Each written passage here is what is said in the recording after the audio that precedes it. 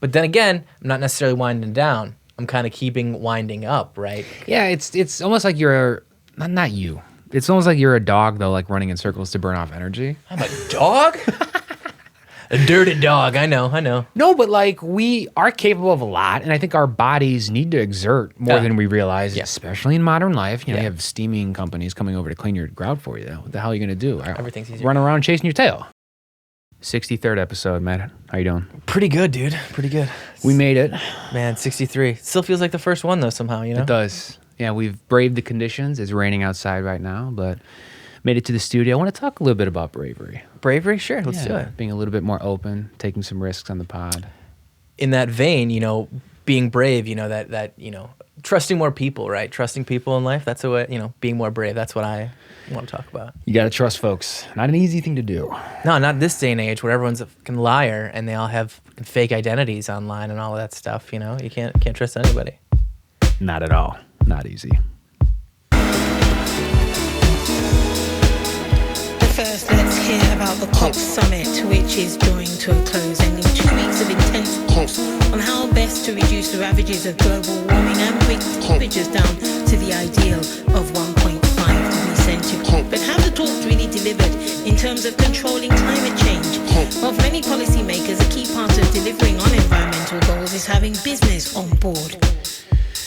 Yes, of course. Got to have business on board no matter what you're doing. Let's talk about a few more things of discussion today. I want to bring up winding down. So are you winding down? No, I want to know if I can get that on Spotify. Yeah. That's my thing. I want that on Spotify real bad. You can. It's technically in the podcast category, but okay. It's there. I'll find it. TNB episode 63.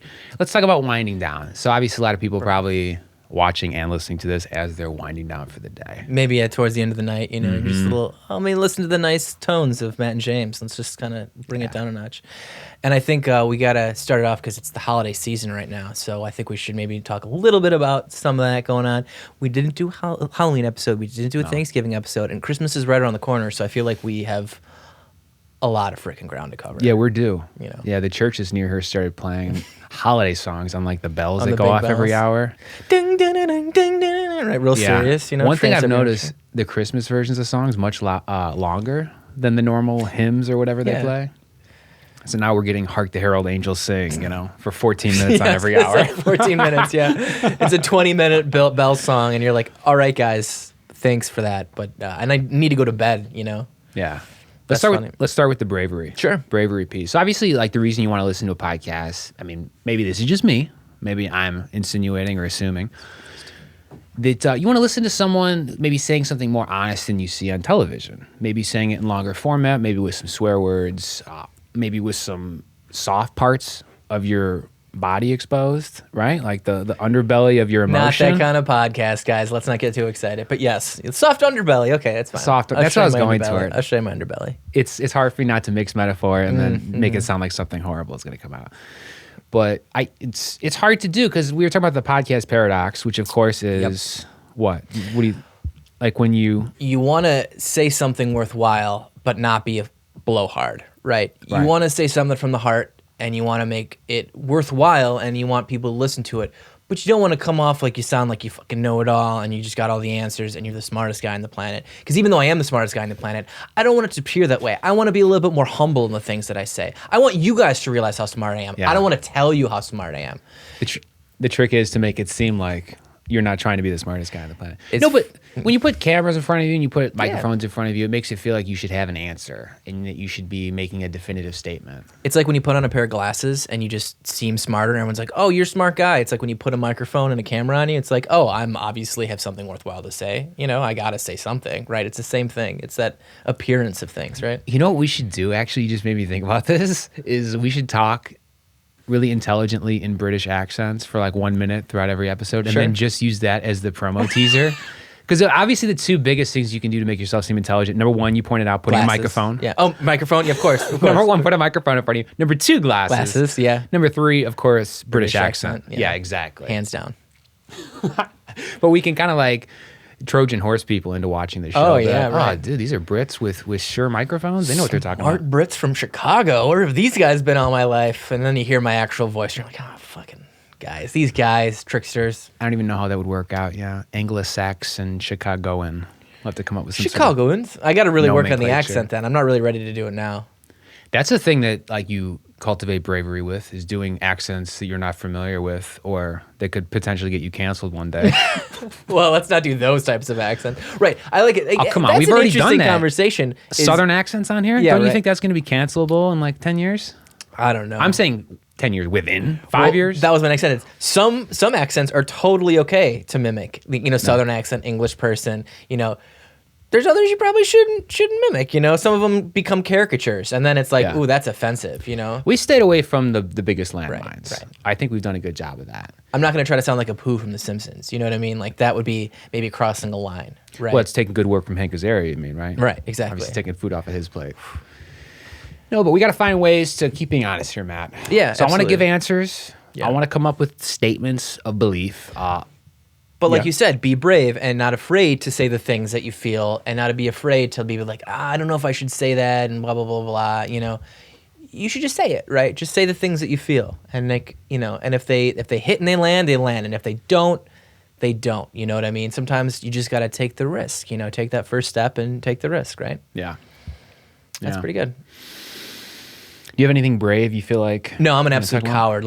I was just gonna say that was my next sentence, but I'm a coward, so don't really listen to me. That's another blowhard thing. I'm an absolute coward. So. I have one. I just made the connection. I should bring this up. I think I'm having side effects from my coronavirus vaccine. Oh, really? Yeah, and I'm like freaked out to talk about this in a way Oh, okay. Yeah. because it makes me sound like an anti-vaxxer, Yeah. Right. Oh man. a certain subset of political what? No, that's a whole other lane of being brave right now, is saying things that are unpopular, Yes. And even though they're not the right, oh, it's an unpopular thing or against the grain maybe, like that's a brave thing. So talking about like having, issues with vaccines, like we had a long discussion about getting my daughter vaccine, whether she should get vaxxed.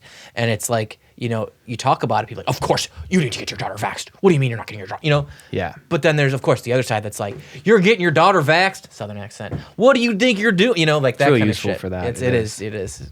It's useful to show ignorance. Or at least the other. Sorry, I'm sorry. There's so many Southern people we just the lost. Often, yeah, We lost. cosmopolitan I'm really media sorry. operation. I don't mean that. I'm Let's just being backtrack blowhard. a little here. Yeah, I'm just being a blowhard. I'm sorry. I'm really kidding everybody. No, but just so I can fully put it on the table, like nothing severely is wrong with me, but right around the time my booster shot, my Moderna booster was supposed to kick in, I started having hives on my body. And I started itching all over my scalp, my skin. Did I mention this to you at all over text? No. Okay. So purely organic conversation. Yeah. I've tried to talk about it with some people, but it's been I'm finding a hard time even talking about it with like close personal friends, because even when you bring up the fact that you might be having a reaction to the vaccine to someone, they don't even want to talk to you about it. It's become such a landmine, understandably so, that I felt uncomfortable talking to this about friends and family. And now I'm talking about it on like a public podcast that, of course, I'd chosen. Whatever. Well, I just want to say, you can talk to me about anything, James. Thank you, man. Thank you, man. No, but I am talking to you Yeah, about this. yeah. And I chose you in this very sensitive, sensitive. It is very sensitive I just feel like it's like conversation. vaccine side effects, and that's a sensitive topic right now. is. That's so funny. Mom got the third booster. She also had some serious side effects, not complications, but she's fine now. Like it was just a rough 2 days, and like it affected her. But do you still have the hives, or is it kind of over? Is it kind of past? Or I am still itchy. Yeah, it gets worse at night. I'm taking Zyrtec every day, basically. Oh, and by the way, since this occurring, in having conversations with this about people start like talking more. When you reveal like, I think I may have some side effects, because it's like an immune reaction, the vaccine in hives, or allergic reaction. It's like immune based in some way. I'm not saying I for sure know this is possible. Maybe I ate something funky, what have you. But it's been 2 weeks, and I've talked to other people, and some other people have shared stories. Oh, yeah, my mom just mentioned to someone, someone's daughter's like, yeah, my daughter had that after the second shot. Yep. And even when we had your grandma's service, I know some people were talking about like vaccine side effects. And everyone was saying like you can't talk about it unless someone else brings it up first. Yeah.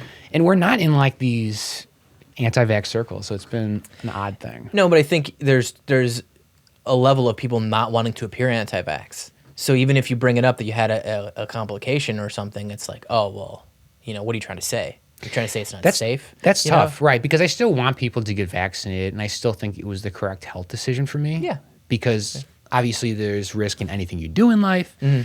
And there, of course, could be long-term COVID complications, not to mention the isolation and insanity you may be introducing into your life by being too afraid to go outside, right? If you're going to play that card and just like try to not see people or not do things. So either way, you're going to be paying in some way. And, just trying to be honest, I am doing fine. And it seems to be getting better. I've taken less of the Zyrtec over time. But it is something I'm still shaking. And it really, I don't even think I would have talked about it if I didn't find it so insanely awkward to try to bring this up to people already. Yeah. But again, it's about being brave for that to broach that subject. There's just certain things right now that we like can't talk about or like we shouldn't talk about. And it's like, I don't want to say it's like a newer thing, but it seems like a newer thing, especially with COVID, Is that it? What is it? What is it? I can hear it. It's the cord. I'm stepping on your headphone cord. It's like the idea that like, because like you just said though, some of these decisions are personal decisions. So many of this stuff is stuff you have to do or decisions you have to make your own. You have to use your own brain for it. You know what I mean? And so other people might not have the same thinking as you. They might not have the same train of thought about it as you, and so it makes it harder to discuss things like that, especially when it comes to health, I think, when it comes to health. COVID's scary. COVID's scary. Been pretty scary. You know what I mean? Scary. It's like, and there's still so many unknowns and stuff like that. I don't blame you for not wanting to talk about it. You know what I mean? I don't blame you for not wanting to say it.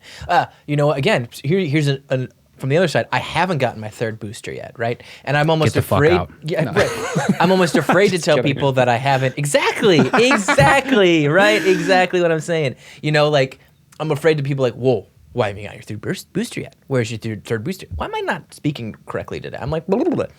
It's because of all the bravery, man. It's all the coffee I've been drinking. Yeah, but like, slide this coffee over. It's making me all jittery. We are talking about some serious shit, though. Yeah, and I'm like all happy joking about COVID. No, but it's like I can't tell people that I haven't gotten the third booster yet because they might not let me in their homes. It's like I got to make sure I get it before we get together at Christmas. You know what I mean? I want to make sure that I'm safe for everybody at Christmas. Obviously, I got a PCR guy. We swabbed Matt's nasal cavity before he entered the premises. So PCR guy. This is I'm PCR'd up. I have a background in molecular bio, so we got the IVs. I still know people in the field. We got the IVs before the show, like then the fluids, and then he gives us the PCR test. We've learned from Dave Chappelle, and that's what he does. So it's like we're trying to emulate that. Yeah, guests have to do a 1,000 milligram vitamin C and vitamin B12 boost before they show up. That might kill you. I don't even know what that is. Real talk, let's start doing that. Please provide that for me when I show up from now on, please. We'll work something out. Especially when we're so brave, we're depleting our resources, like our bodily fluids, the soft innards that I was mentioning. Our underbellies are so exposed right now. I can't even believe it. All right, I'm trying to be brave here. Anyway, I'm fine. Don't worry about it. I'm take your boosters, what have you. As your brother said, I was talking to Austin. He put it very simply. He said, I'd rather have some hives than get COVID. So. Made me feel a lot better. When you put it like that, right? Sometimes you gotta just put it like that. Yeah, you just gotta look at it like as it is, right? Would you rather die and be hospitalized or get a vaccine? Plus, I got some hives, what have you, from the booster, but I haven't had to make any of those calls. You call everyone up that you love and say, hey, I know we had played chess last Tuesday, but got COVID on Friday, whatever the case, So you avoid all those pseudo herpes calls. You just took it. I was like, it's a herpes call. We're all Michael Scott from The Office calling our exes because we have herpes on our lip. That's it. Yeah. That's it. Exactly. Is like a term for that? I was trying to think, like the walk of shame, after the night before, like the, I don't know, the COVID call, Making my COVID calls. Got to make COVID calls. I was exposed, so I got to let everybody know, And that's another thing.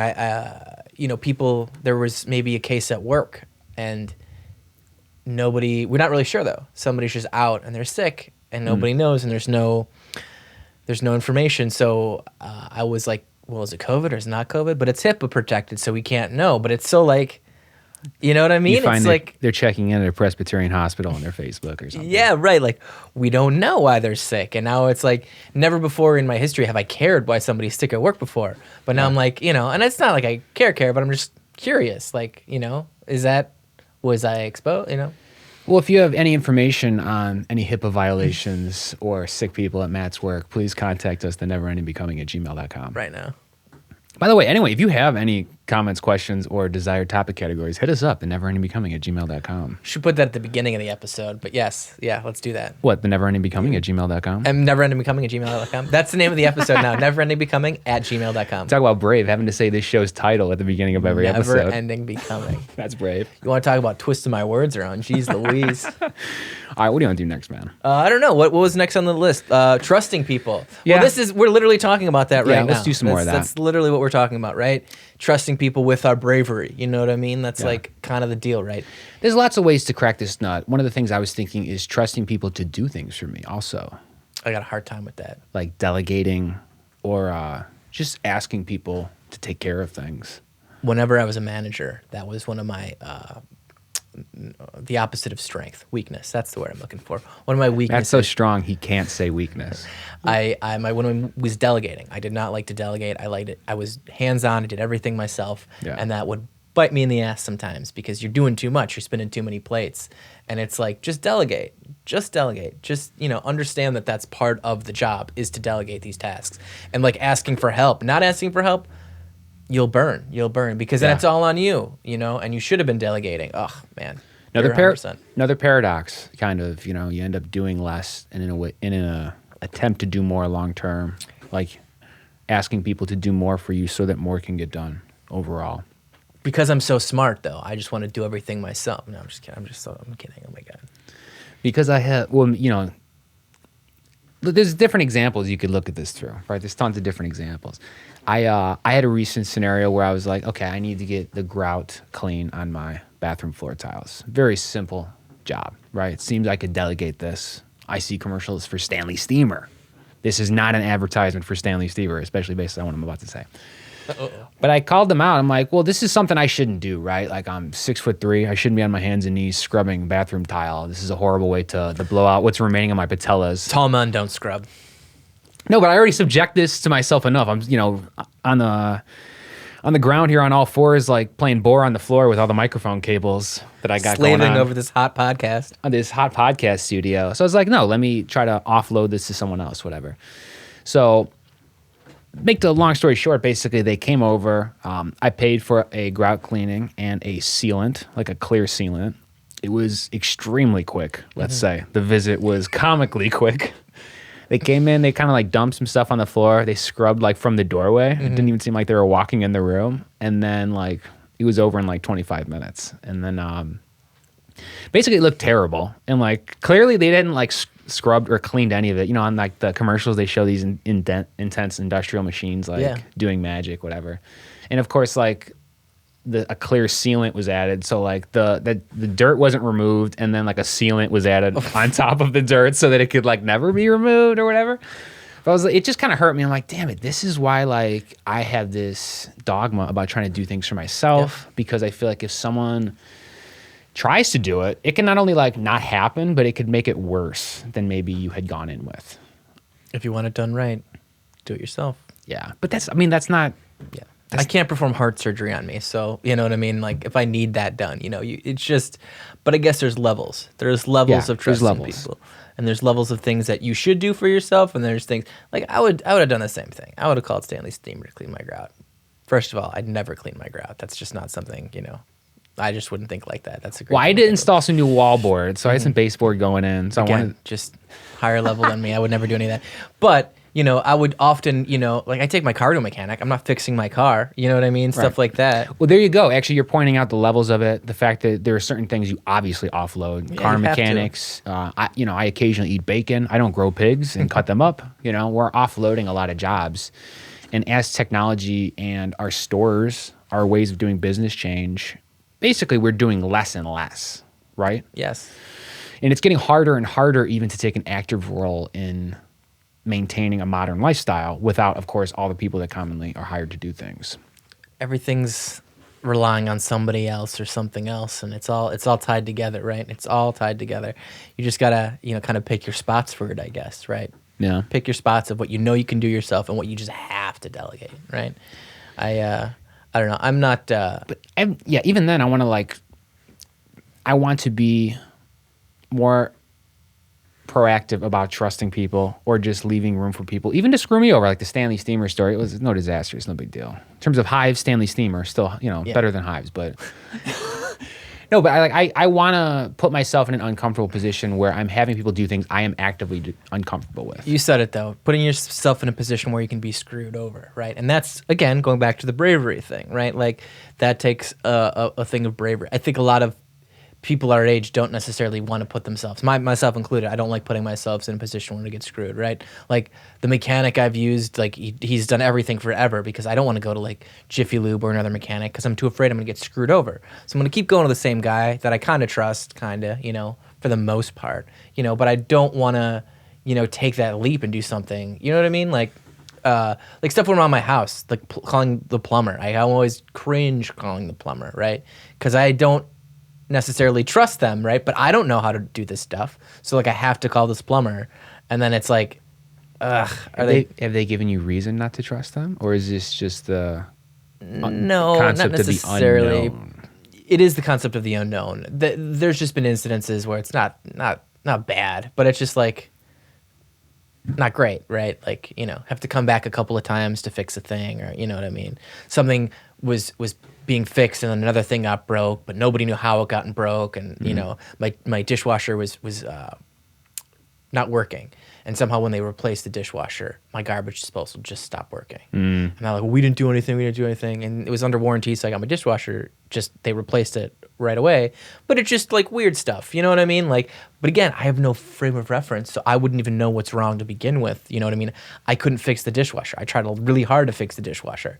It was out of my purview. I just couldn't do it, Yeah, I don't know. I feel like it's hard to win because I don't want to like be down people's throats too, to maybe hire someone I actually do know how to do the job, and then like kind of grill them on the parameters. Micromanage them. Right, because that's like another disaster. Oh, because yeah. you get resentment and people then kind of wanting to rage against the machine a little bit. I try not to follow around the people when they're working at my house. I try to like just let them do their job, because like I wouldn't want somebody over my shoulder when I'm doing my job. You know what I mean? Like, I don't want that. I don't like somebody micromanaging me or watching me.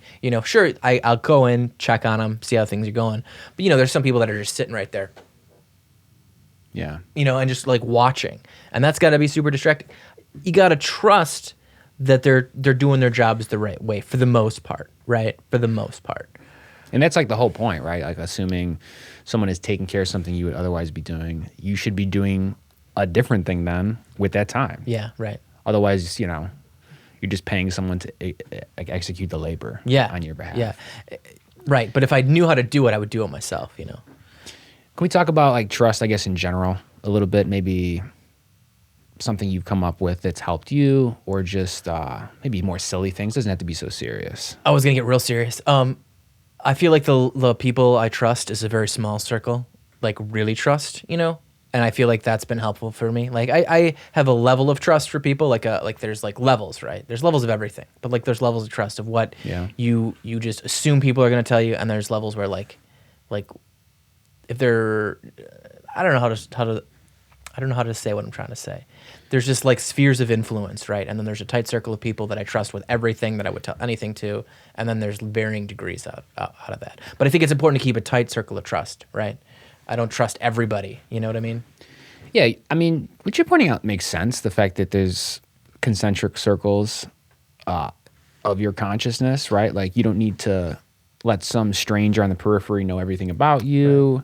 Right. And that's partially, they don't want to hear everything about you, right? Like, that's inefficient in terms of your communication with someone. But if you do want multiple rings, you do have to have multiple like ways of living. Because the easy thing to do in a way is just to whittle it down to the small faction, like the Fokker circle of trust. Yeah, right. In essence. And then just to have no other rings. That's kind of what I'm saying. And right? then you're not actually in circles of influence, you're just in one bubble. Right. Yet That's again. kind of what I'm saying. I feel like I don't trust anybody. Like, there's levels of trust itself, right? Yes. Great. Like, I can ask somebody at McDonald's make me a cheeseburger. I trust that I'm gonna get a cheeseburger. But like, I'm not gonna tell you like my deep thoughts. I'm not gonna trust you with like personal information. And I'm like, even like some friends I don't trust with like personal information. You know what I mean? Like, yeah. There's levels. It's like me. friends, family, acquaintances. It's not really. It's just the circle of trust, which is like less than 10 people, and then the rest. You know what I mean? By the rest, you mean everyone who listens to this podcast, of course. That's our second layer of trust. Our second. No, I trust you guys. I love you guys. I've told you guys so much stuff. I trust some of you guys. We've been through so much. We have. We've been through so damn 63 much. episodes of this. Well, we're doing a good job slowing down. We're also talking about keeping a slower pace. I feel like we're holding on to that. Sometimes, yeah, I feel like we go too fast. We're so rat, tat, tat, tat, and it's just too quick. It's nice to just kind of sit and chill and hopefully get across more information, Well, we've learned that this visual podcast thing is kind of like a hockey puck in an NHL game. If it's moving too fast, you can't see it. Pong. You got to, until we get computer generated graphics behind us at all times to keep everyone on pace. Ding, ding, ding. We're just going to have to talk a little bit slower. Yeah. Also, we both listened to the episode most recently, or we listened to an episode recently. When we're talking about that, the difference between watching this on YouTube versus listening. Oh yeah. It's totally different. I feel like Yeah. listening, you can when you're just listening to it, it's fine. But when you watch and listen, I think it's a different experience. You know what I mean? Uses too much of your brain. And I don't have much to spare. Right. Or too little. Or too little. Well, we'll keep revisiting the trust. We'll keep revisiting our bravery. Trust falls. Where do you stand on trust falls? Oh, man, I had the urge to just really rock my chair back. Surprise right trust now. falls, yeah. I don't know. I wouldn't fuck with that. Again, that's exactly right. I would not just do a trust fall. Somebody'd have to really be like, no, you should do it. I'd be like, no.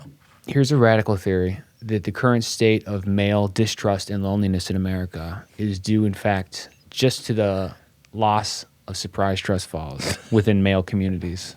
How possible is this, Matt? How probable is this, Matt? 100% probable. That's my problem. That's why I don't trust other males, just because I don't do enough trust falls. We need to have a trust fall day in the park.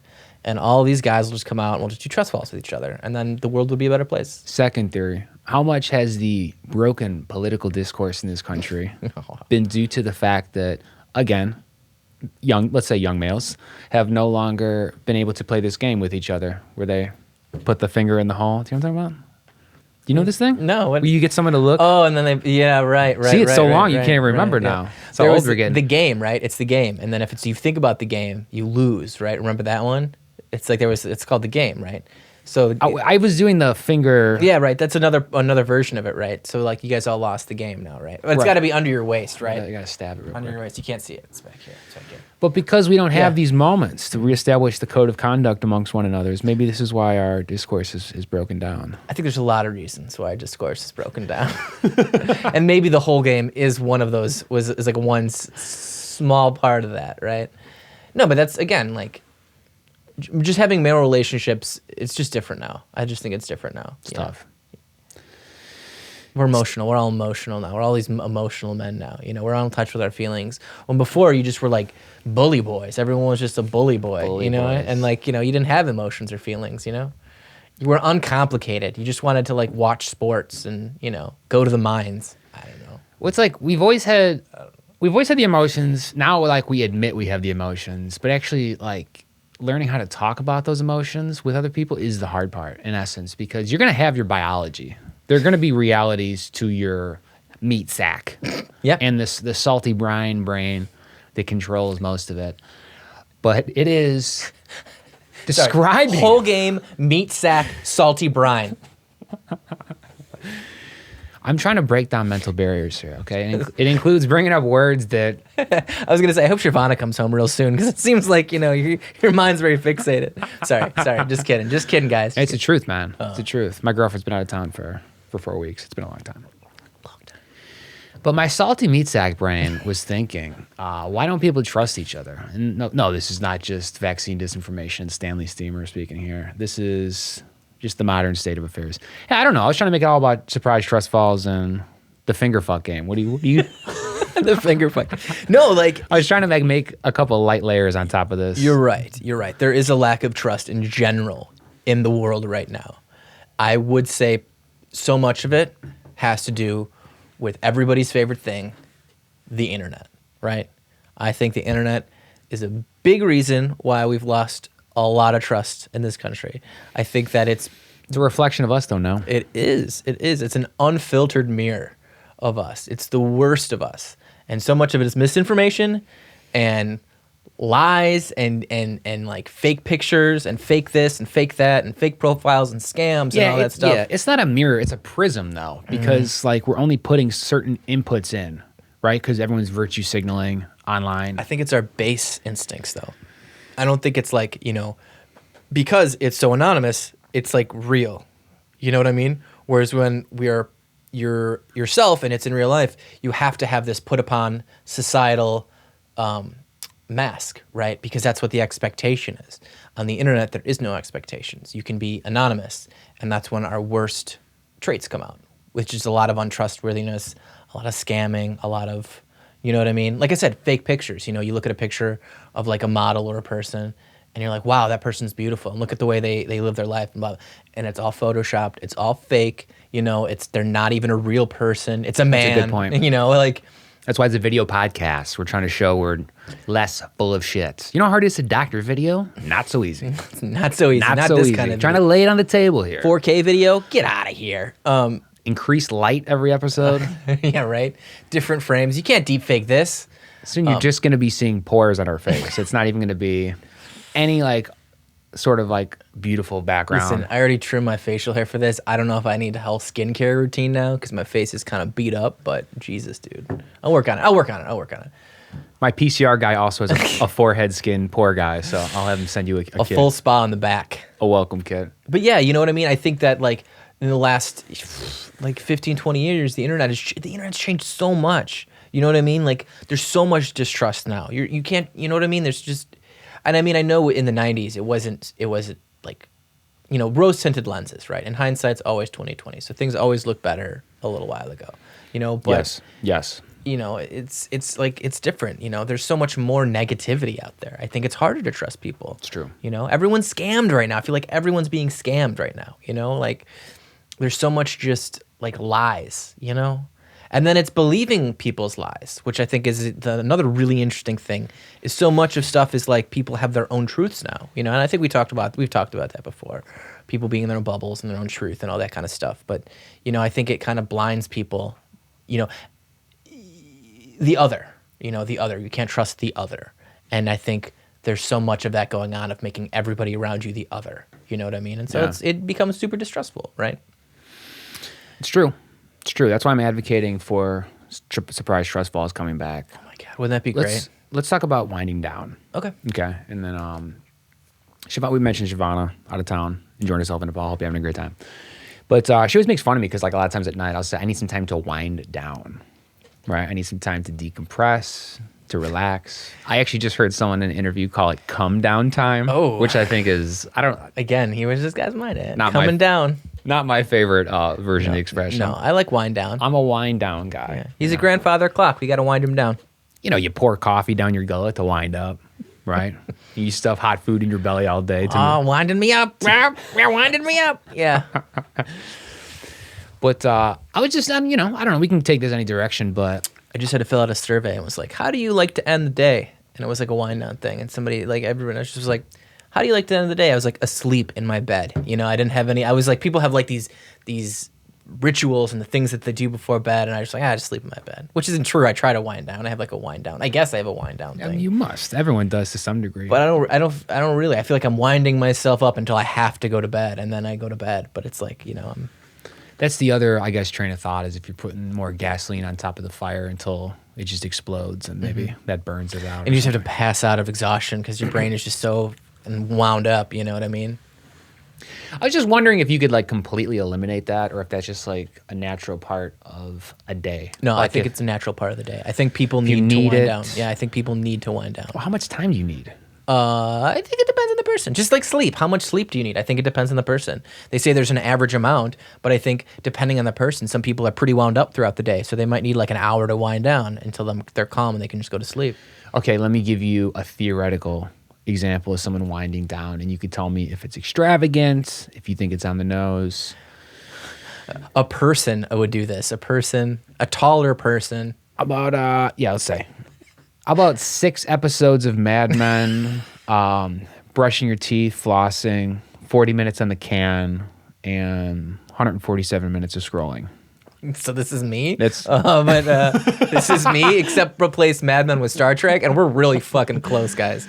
No, like that's I don't know. That's too much. That's obviously being too much. Right, but I think you're close. Like 2 episodes of Mad Men, and like maybe like a 20-minute bathroom break. Like you just half that, and we're really close, right? We're really close. Even then, there's different versions of this. You know, maybe you originally watched Mad Men with commercials, so that could be adding an extra 18 minutes. Let's really hit per. It'd be 4 or 5 episodes of The Office. Right. And then you're scrolling TikTok, right? While you're in bed, and then you like pass out. I was just talking to a coworker, and she was talking about how she passes out sometimes. Her husband will catch her, and she's passed out to watching TikTok. You know, because she has a full long day. See, and then to unwind, she will watch TikTok because it's mindless. But then it's so mindless that then she just passes out from it. it's a funny thing in a way. It is kind of like you're trying to think about less things, but then you end up kind of putting a show in front of your face to make you think about less, or to maybe make you think about just the one thing, the compelling thing that you put in front of your face, whether, of course, that's Jim and Pam in Scranton or Tony Soprano doing some nefarious shit in New Jersey. Yeah, I was going to say Tim and Tam on Tick and Talk, but yeah, I don't know. I'm just wondering. Obviously, I think we're going to need a bit of this time. You have to brush your teeth. There are some things that are going to be part of the wind down routine that just have to occur. You have to urinate. Yeah. Maybe if you're going to be doing a nightly routine now, obviously to be 4K camera ready. We're talking about that. Skincare routine. I think, again, this day and age we live in is so hyper. There's just so much going on around you all day long. You're inundated with information and visual bright rectangles of light shining at you. You need some come down time. You know what I mean? Whether it be another rectangle, glowing rectangle showing you a different things of your choice, you need to kind of disconnect and decompress from throughout the day. You know what I mean? Like I do. I know I do. That's why I watch fucking Star Trek, because it's totally escapism. I don't have to talk. I don't have to like really watch it, right? I know what's coming. It's just calm and peaceful, and it's like, you know what I mean? Like it's relaxing. Do you think you could shift the wind down period early enough in the morning so that it still exists in your day, but it's actually the first thing you do? Maybe. This is the classic question. Yeah, right. Like, should you can start the reallocate. day slower and then you amp it up more? I think there's something to be said about giving yourself your best time at the beginning of the day, and as opposed to getting to maybe me time or wind down time after everyone else has taken a piece of you, maybe shifting that to the beginning of the day, and then It's really making me think right now, getting because that's things how I on live my track. life. I try to. It's all the end of the day is my me time. The me time is my end of the day stuff. You know what I mean? That's Yeah. when you know what I mean? We put the kids to bed, and then it's like, you know, me and Randy have our own routines. You know, she likes her cooking shows, so I'll watch cooking shows with her for a little bit, or I'll go play games, watch my shows, and then she'll go to bed, and then I'll watch my shows. You know what I mean? We have a kind of like a thing where we wind down. You know, we do it every night. It's like our nightly routine kind of thing. You know, it's interesting though. Like if we did it earlier in the day, you know what I mean? Like earlier to like get more, you know, more me time. Like more, like would that make me a better person if I started doing that earlier? Do you know what I'm saying? You know, would I gain something out of taking that time? But I don't know. It's like a reward thing. I need my treat for the end of the night. You know what I mean? I look forward to that end of the night stuff. You know what I'm saying? It gets me through the day knowing it's like, okay, well, don't play any video games now. Make sure you're doing your dishes. Make sure you're doing the laundry. Make sure you're spending time with Harrison. Do all the stuff that like is important. And then it's like, okay, it's 10 o'clock. Now you can play games. But then again, I'm not necessarily winding down. I'm kind of keeping winding up, right? Yeah, it's almost like you're not you. It's almost like you're a dog though, like running in circles to burn off energy. I'm a dog?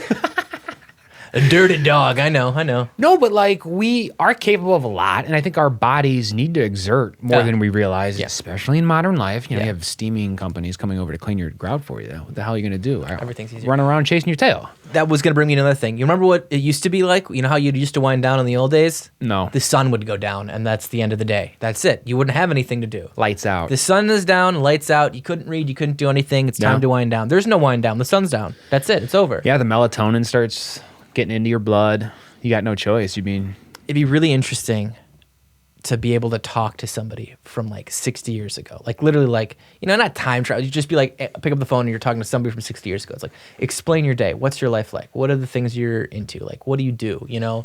And That's like a good podcast concept. Right. Talking to somebody in the 50s, talking to somebody in the 60s, you know, talking to somebody in the 1850s. Like, what's your life like, dude, in 1850? You know, are you like, what's your wind down process in 1850? You know what I'm saying? Dude, you wake up with the sun. Sorry, go ahead. No, no, you just painting this like amazing image. I really want to have like a podcast show now where like it's me and you. We're going to talk about modern, everyday concepts. But then, like every time we've hired a new reenactor to come Yes. in, and Yes. they're gonna be it. That'd be they great. pick like a decade out of a hat, and they have to be from the 40s, from the 60s, and so we have to like let today's context and today's squabbles maybe sit in terms of a longer time span, not with this third person involved. Give it some context, right? Give us some context. You know, we think like right now, like being in the present, it's like it's so immediate, right? Like what we're dealing with, all these things, it's like this is immediate, this is affecting us, this is how it's always been. But it's like, nah, that's not the case. Like things have changed rapidly the way like than we are now. You know what I mean? Or just how much you'd have to explain in any one moment, right? It's like it's kind of like that when you talk to an older individual. If you're trying to use shorthand for, I was on like Wall Street Bets and I saw this thing about a meme, you know, with crypto, and like right there are three concepts you would have to explain to someone who's maybe an older investor, who probably has much more money than you do actually to exert influence and power in this domain, but maybe they're just not connecting at all to what the fuck you're talking about. It's fascinating, side note, listening to like Congress people when they talk technology stuff. Yeah, and it's they like have that. no fucking concept of what they're talking about. You know, recently that senator was talking about having a Finsta, which is like a fake Instagram account, blah, blah, blah. Are you going to get rid of Finstas? And he doesn't know what he's talking about, right? And he's so like, you know, Bob doesn't know what he's fucking talking about. You know what I mean? Like, How do you think that senator winds down? I don't Farts? know. Yeah. That's how he fucking winds down. On a fat pile of cash, not really caring about his constituents. Let's do theoretical ways different people wind down. Okay. I mentioned the madmen. Kanye West, how does he wind down? Oh, like actual people? Oh, okay. Oh, you meant like, okay. No, I can do Kanye Yeah, quickly. you do Kanye. You do Conway, and then you tell me Conway. You do Kanye, and then you tell me who's going to win. Okay, that sounds good. I'm not going to give you a specific person. I'm going to give you more of a demographic, by the way. Kanye West obviously sips a little bit of NyQuil out of a Grammy that he won. I think it's imperative that he's not only looking into one mirror, but he's looking more like I mentioned. It's not the internet's not a mirror; it's a prism. He's looking into a prism of mirrors. I think that he's using to conceptualize new artistic visions for the dreams he's priming within his own brain. So I think he actually is doing something quite interesting, and that he's basically taking the positive affirmation concept we mentioned in the last episode, but using the magic of prisms and, of course, power to make himself dream his new dreams. That's just the first thing off my mind. And that is why he's the voice of our generation, right? How do Jeez. you think that someone whose favorite drink is Mountain Dew winds down? 4 hours of COD, Call of Duty, and then maybe some. Oh man, no, I can't say that. That was pretty crass. I was gonna say some pretty crass stuff. Jerking off to their waifus. I'll just go ahead and say it. Just I went for it, guys. I went for it. No, I don't know. I drink a lot of Mountain Dew, so you know, I don't know. Yeah, I wasn't trying to say it's not. It's something. Mountain Dew. Yeah, somebody who drinks like a lot of Mountain Dew, you get a picture in your head of what kind of person. Let's do that another is, one. so. Let's do another one. How about someone who works as a security guard, but actually a door person in a really, really, really nice building? Like the 1% of the 1% lives there. What is a door person in that situation? Yeah. You know what's funny? It made me think of when I used to work at Whole Foods, and I would do wind down after Whole Foods because I'd be talking to people all day, right? You're just talking and talking and talking and talking. And I'd get home, and the kids and Randy would talk to me, and I'd be like, and I would never say this, but just shut the fuck up. Just shut the fuck up and let me be alone and like quiet for just like 20 minutes, right? Like, and I'd never ever say that to them. Well, not in those words, but like I'd just be like, give me some time, really aggressively. No, but like I needed time to wind down and decompress from so many voices. So I'm sure the doorman would probably be along the same lines where they'd want some solitude. Maybe I don't say hopefully. Sensory deprivation. Yeah, something where they're not like being inundated. Yeah, just a tank floating in water after a day at the door. But I don't know. Some people, it's different. Maybe they're like really a personality, and so they really like that. You know what I mean? People are. So They'd have to basically cut people off. Yeah, that's what I had to do. Okay. But it was always funny because people were like, oh, you're so good with people. Oh my God, you love talking all the time. It's like, I don't. I'm doing it because it's my job. At home, I don't want to talk to anybody, you know? But yeah, that was a big wind down thing. I'd have to do that, you know, not talk to people for a while. Okay, I got another one. Yeah, let's go. New suburban mother. A box of wine and a couple of Xannies. That's exactly what I was going for. Thank you very much. You're welcome.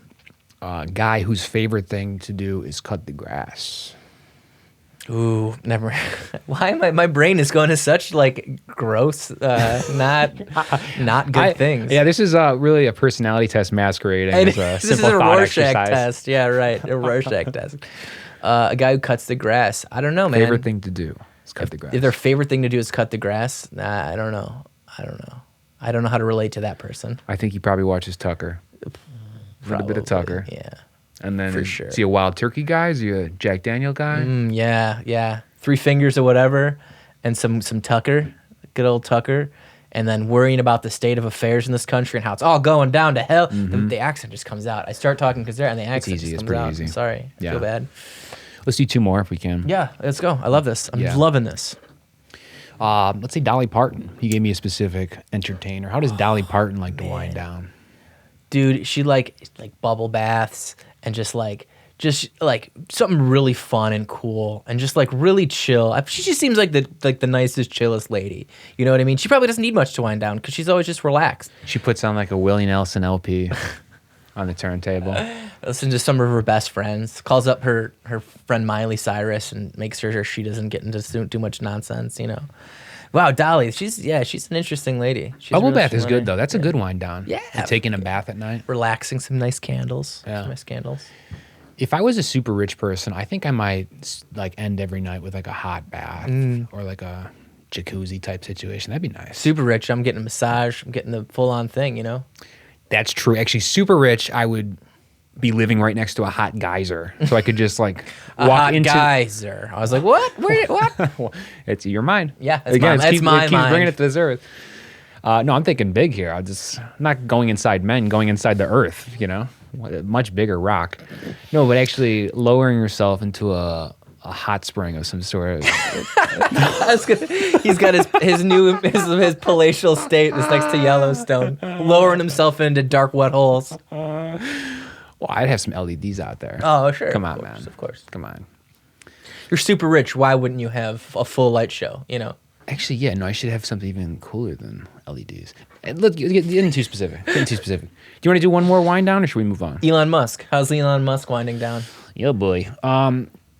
This one, obviously, he's doing a little blood spinning. I think that's obvious. He's got to get a blood boy in. Probably going to be doing some Discord chats. Sure. With probably his ex-wives all at the same time to talk about what kind of We both made support the same payments he has to Overwatch make. character, so maybe he's playing Overwatch. No shit? Yeah, we do. You and Elon? Torbjorn. Yeah, Torbjorn. We This both means made- nothing to me, so what's Yeah. the significance of the character? Nothing. He's just a short little Swedish guy, and he's like an engineer. Throws on turrets. Got a great gun. Yeah, he's like that's his like who he chose, and I was like, oh, me too, Elon.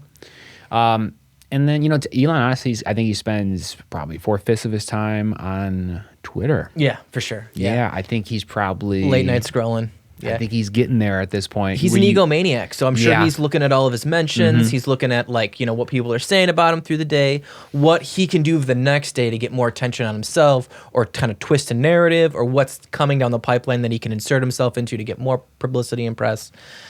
Man, God, we love to talk about him, don't we? fascinating It's guy. impossible not to. Hey, you're the one who supports him, everyone. You're the one who's obsessed. You cult fanatics. Your You little Teslas. Elonites. What do you call people who follow Elon? Elonites. Teslinians? I mean, Yeah. What? Elonites? Muscovites. Yeah, Musk Muscovites? something. Muskies. Yeah. Muskies. Muskies. I don't know. I guess it depends who coins it first, because it might be... Lonely loser. I'm Yeah, just kidding. more or I'm less just kidding. Why derogatory. I am being so derogatory today. I'm sorry, everybody. I mean, I get it. There's no one you can fucking respect in the media landscape. So Trusting people, fuck them. it's pretty impossible to trust anyone. Right. It is pretty crazy.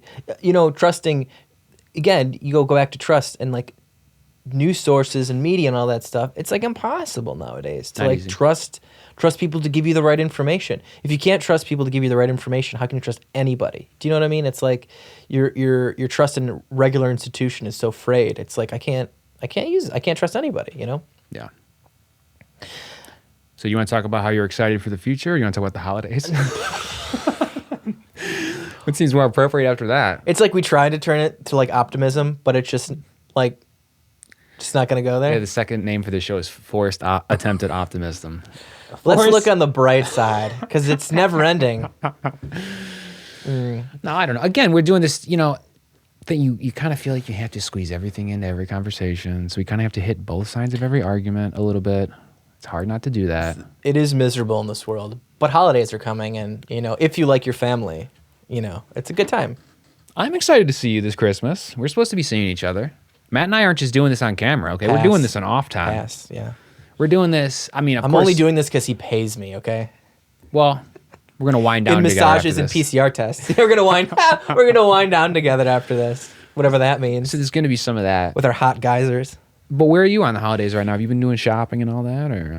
I usually wait like day before, everything. No, I feel like everybody's made it really easy on me. We do a Secret Santa, and I don't know who's with the Secret Santa. So it's all of our we got it. There's like 7 of us, right? So it's like me, 7 siblings. 7 siblings. This is for the viewer who theoretically doesn't know you. Oh yeah, I guess I'm pretending like yeah. So I got 7 brothers and sisters, and some of them have 6 because you one of 7. 6. Yeah, I'm one of 7. I'm gonna stop you every single time. Please do. Yeah, it's me, Michelle, Chris, Jess, Austin, Dylan, and Kyle. So there's 7 of us, and then I got a fiance, and Chris has got a wife, and Dylan's girlfriend's in it this year. So we have a couple of extra people this year in it.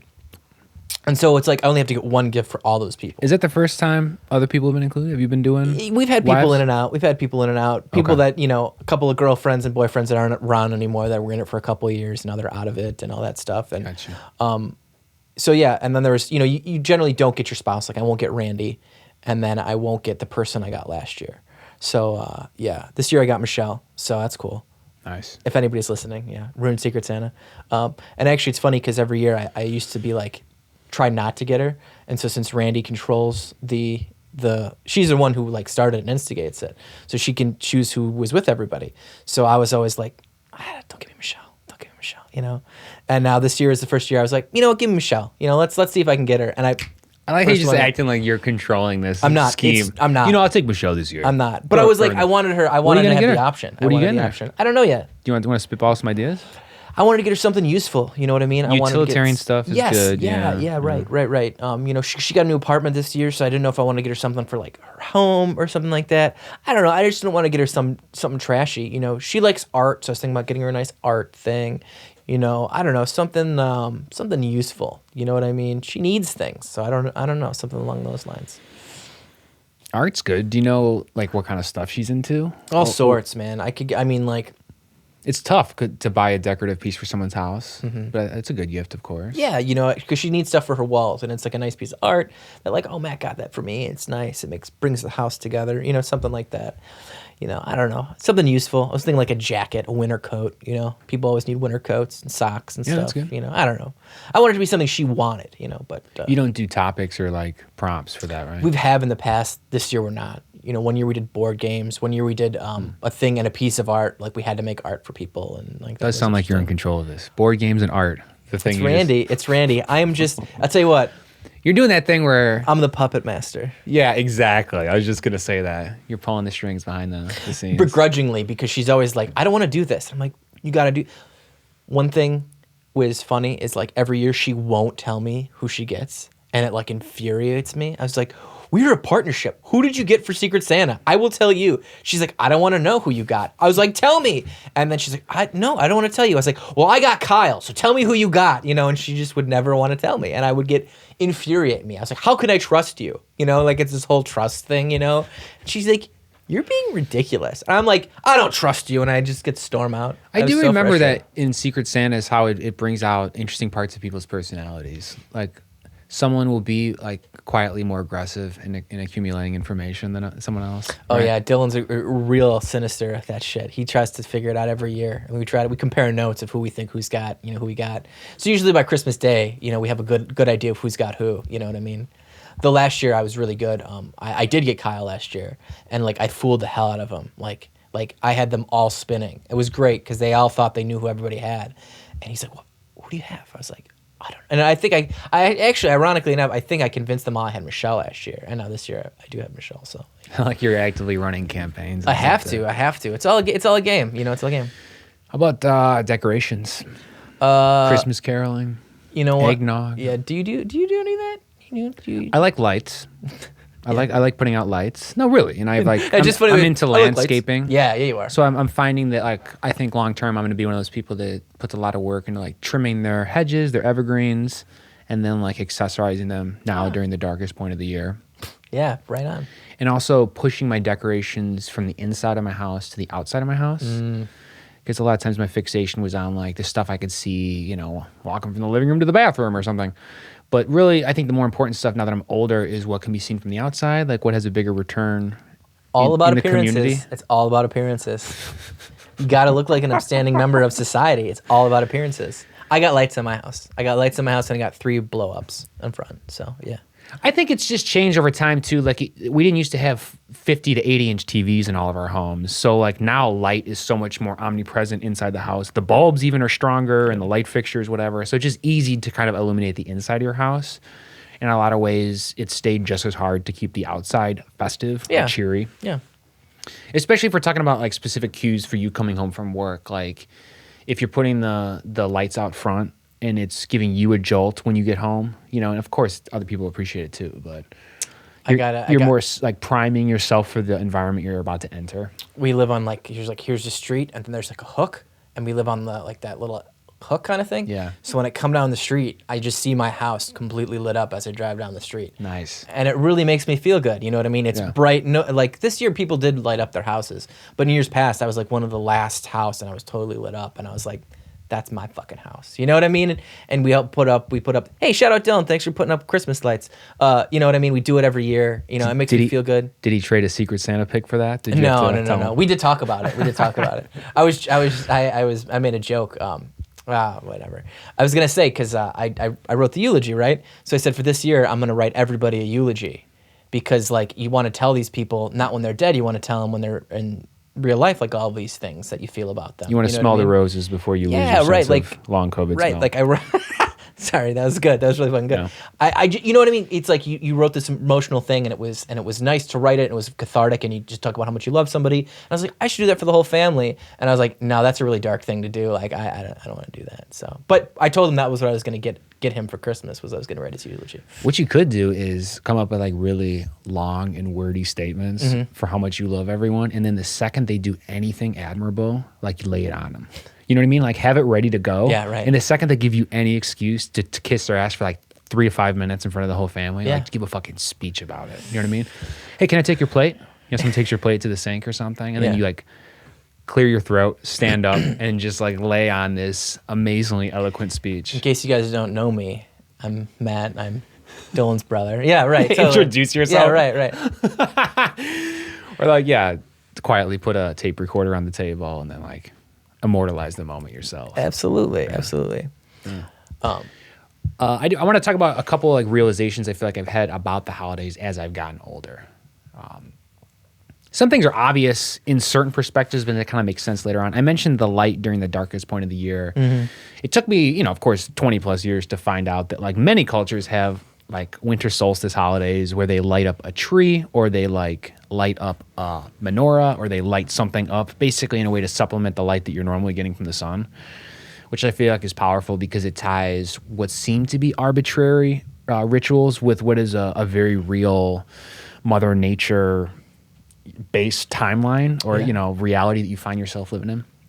Another is just like gifts, like getting a gift right around the time that winter started. It like is just something to keep your mind occupied, right? Just so you don't go insane. Because you're shut in, right? Because you're kind of, I mean, we're talking, of course, like North American or North Hemispheric weather conditions, right? For the time we're celebrating Christmas. But like you kind of need something to do.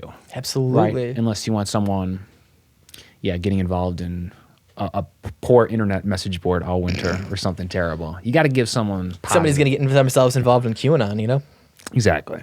Yeah. Keep them busy. You don't need that. Keep them busy. And then the final thing is like your family time, and how a lot of ways when you spend time with family, it helps remind yourself who you are. And or who you aren't. Sorry, go ahead. Yeah. Sorry. Yeah, no, that's a powerful thing. Like anti-heroes, like, or anti-role models, like saying, I don't want to do this type thing.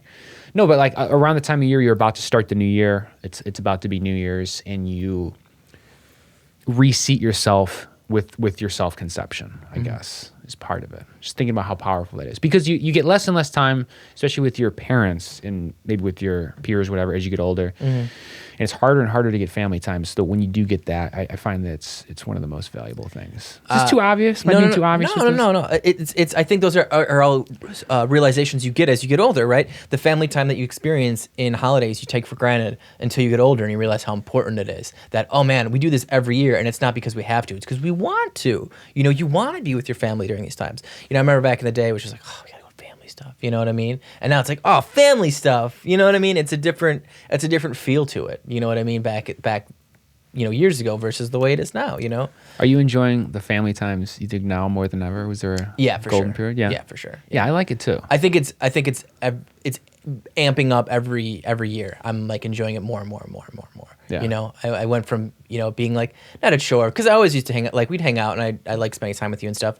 But, you know, Christmas was always like, okay, you know, and then there's that period like in your 20s where it's like, I'd rather be out drinking or with my friends, or, you know what I mean? Like, I don't know, like it was not the same feel, you know what I mean? It was more of a chore. It does come and go at different points in your life. Happy to be on the upswing. Yeah, it's really good. Yeah, I'm happy to be. You know we're out of time too. Yeah, I know. We're approaching the thing here, Yeah, so I we can won't see go it. too deep. Well, I guess we'll talk more Christmas time, man. We're gonna do a whole fucking themed episode, you guys. Talk to you near the holidays. I'm gonna make him do one. No, but we should do a Christmas. We should. Yeah. And it'll be much more happy and exciting. Yeah, we'll work on that. Yeah. All We right. won't bring up Musk. Not at all. All right, bye everyone.